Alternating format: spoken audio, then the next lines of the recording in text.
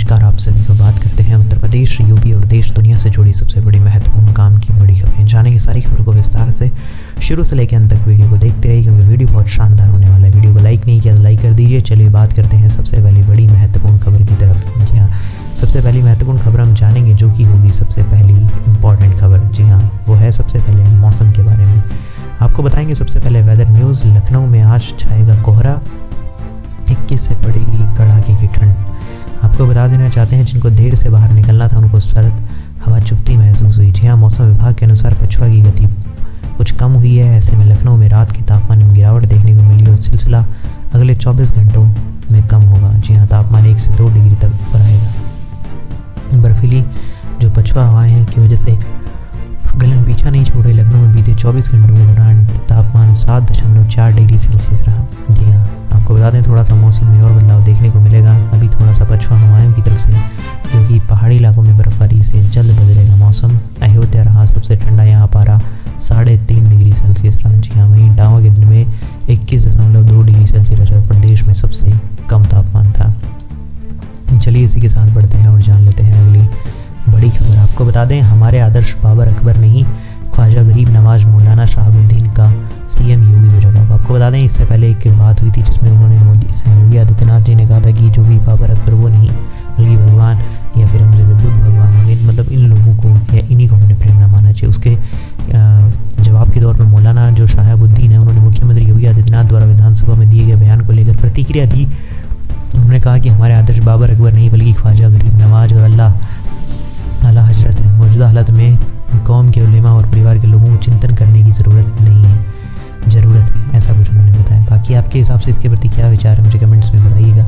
जो भी विचार हो कमेंट्स में आप बता सकते हैं। चलिए इसी के साथ मैं बढ़ता हूँ अगली बड़ी खबर की तरफ। जी हाँ, आपको बता दें योगी जितनी भक्ति कर ले लेकिन भारत को प्रियंका के फिलिस्तीनी बैग विवाद में ओबीसी भी कूदे। आपको बता दें फिलिस्तीनी लिखा बैग लेकर संसद जाने पर उत्तर प्रदेश के मुख्यमंत्री योगी आदित्यनाथ द्वारा कांग्रेस महासचिव प्रियंका गांधी को घेरने के बाद जी हाँ हैदराबाद के सांसद असुद्दीन ओबीसी विवाद में कूद पड़े हैं। जी हाँ, आखिरकार हुआ क्या है आपको बता दें। अभी लोकसभा सांसद प्रियंका गांधी सोमवार को कंधे पर एक बैग लेकर गई जिस पर अंग्रेजी में लिखा था फिलिस्तीनी। जी हाँ, उत्तर प्रदेश के मुख्यमंत्री योगी आदित्यनाथ ने मंगलवार को यूपी में विधानसभा में प्रियंका का घेरा हुआ और कहा कि कांग्रेस की एक नेत्री संसद है जो फिलिस्तीनी का झोला लेकर घूम रही है, जबकि यूपी के नौजवान इजराइल में काम कर रहे हैं। ऐसा करके उन्होंने कुछ एक प्रतिक्रिया दी। उसके बाद आपको बता दें हर तरफ काफ़ी ट्वीट होने लग गए, लोग एक दूसरे को कुछ ना कुछ बोलने लगे। फिलिस्तीनी का झोला लेकर घूम रही थी कांग्रेस की नेत्री। जी हाँ, पोस्ट करके पढ़ना चाहो तो आप एक बार और डिटेल में पढ़ सकते हो। तब तक के लिए मैं पढ़ूंगा अगली इंपॉर्टेंट बड़ी खबर की तरफ। जी हाँ, अगली बड़ी खबर क्या निकल कर आ रही है वो जान लेते हैं। 54 वर्ष की उम्र में जी हाँ खुद को कहते हैं युवा अमित शाह ने राहुल गांधी पर कसा तंज। आपको बता दें अमित शाह ने राहुल गांधी का नाम लिए बिना ये भी कहा कि कुछ नेताओं को अब आरक्षण में चुनाव जीतने की संभावना दिखती है, लेकिन वास्तविकता यह है कि कांग्रेस शुरू से आरक्षण विरोधी रही है। जी हाँ, आपको बता दें केंद्रीय गृह मंत्री और भाजपा के सीनियर नेता अमित शाह ने मंगलवार को कांग्रेस पर जमकर निशाना साधा। उन्होंने राहुल गांधी का नाम लिए बिना उन पर तंज कसा। शाह ने कहा कि नेता प्रतिपक्ष की और संकेत करते हुए अभी कुछ राजनेता आए हैं 54 साल की आयु में अपने को युवा कहते हैं, घूमते रहते हैं और कहते हैं कि सत्तारूढ़ दल वाले संविधान बदल देंगे। मैं उनसे कहना चाहता हूँ संविधान बदलने का प्रावधान संविधान के अनुच्छेद 368 में ही नहीं है। जी हाँ, अमित शाह ने राहुल गांधी का नाम लिए उन पर तंज कसा।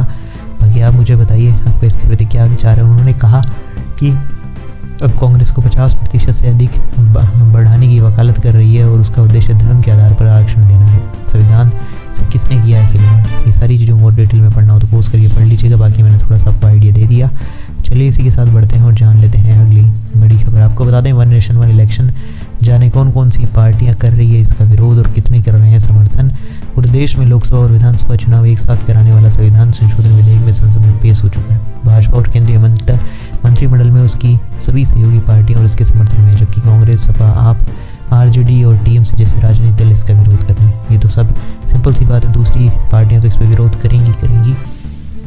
लेकिन आपको बता दें केंद्रीय मंत्री अर्जुन राम मेघवाल ने देश में लोकसभा और विधानसभा चुनाव को एक साथ कराने के प्रावधान वाले संविधान 129 वाला संशोधन विधेयक 2024 और उससे जुड़े संघ राज्य क्षेत्रीय विधि संशोधन विधेयक 2024 को पुनः स्थापित करने के लिए संसद के निचले सदन में रखा। मगर विपक्ष मोदी सरकार के जितने भी थे इस विधेयक के विरोध में थे और उन्होंने सबने वन नेशन वन इलेक्शन को बिल्कुल भी समर्थन नहीं दिया, क्योंकि सबको डर लगता है कि कुछ ना कुछ ऐसा करेंगे तो उसके बाद कहीं ना कहीं कुछ ना कुछ गलत ना हो जाए। बिल के जो पक्ष में थे वो देखो भाजपा थी, जेडीयू थी, टीडीपी थी, लोजपा थी, अपना दल था, शिवसेना थी और एनसीपी थी। विपक्ष की बात करें तो कांग्रेस है, सपा है, आप है, टीएमसी है, एआईएम है, आरजेडी है और एनसीपी है जो शरद पवार ग्रुप है।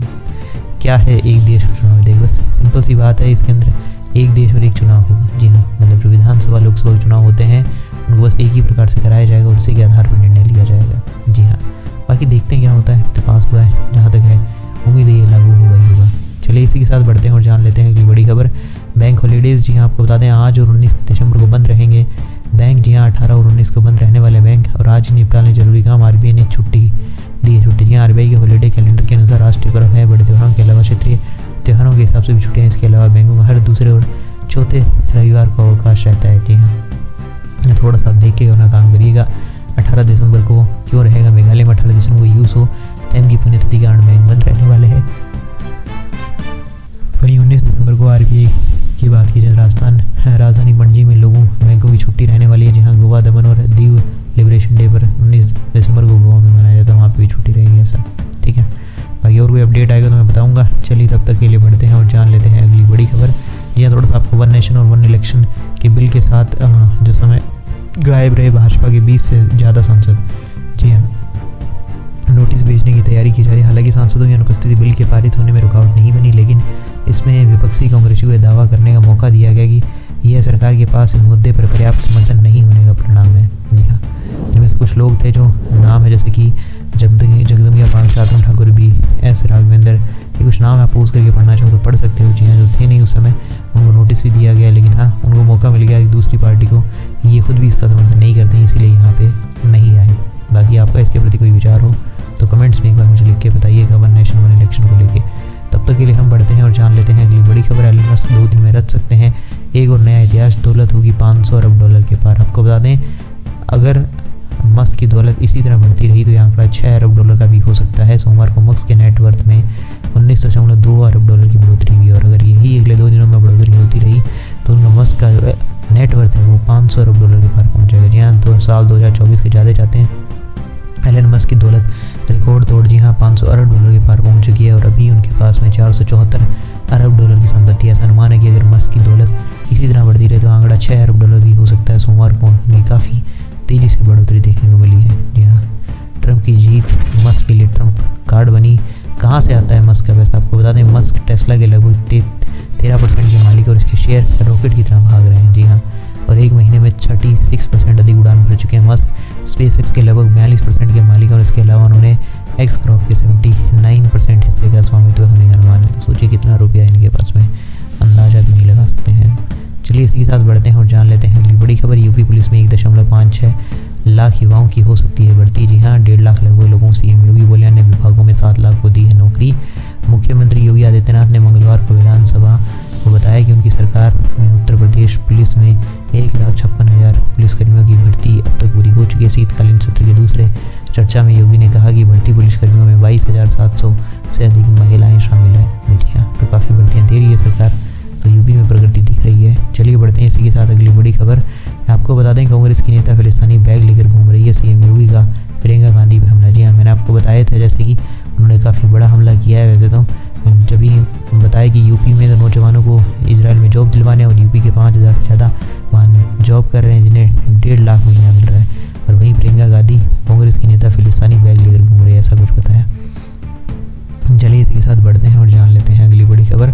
आपको बता दें संभल में मिला है सालों से बंद एक और मंदिर, ताला खुलवाने की प्रशासन की तैयारी। आपको बता दें मुरादाबाद मंडल के संभल जिले के खगुसराय में प्राचीन मंदिर बंद मिलने और की कुएं जमींदोज होने के बाद अफसरों ने इस पर काम करना शुरू कर दिया। जी हाँ, संभल में पुराने अभिलेखों को देखा जा रहा है। जी हाँ, पुराने जो अभिलेख उनको देखा जा रहा है ताकि सही जानकारी सामने आ सके। जी हाँ, मंदिर में 46 साल बाद कपाट खुलने के बाद पूजा पाठ भी किया जाने लगा। जी हाँ, मंदिर की चाबी उनके पास है। जी हाँ, आपको बता देना चाहिए प्रशासन का ताला खुलवाने की तैयारी में जुटा है। उस बीच हिंदू समुदाय का कहना है कि मंदिर की चाबी उनके पास है, मंदिर का ताला लगा हुआ है।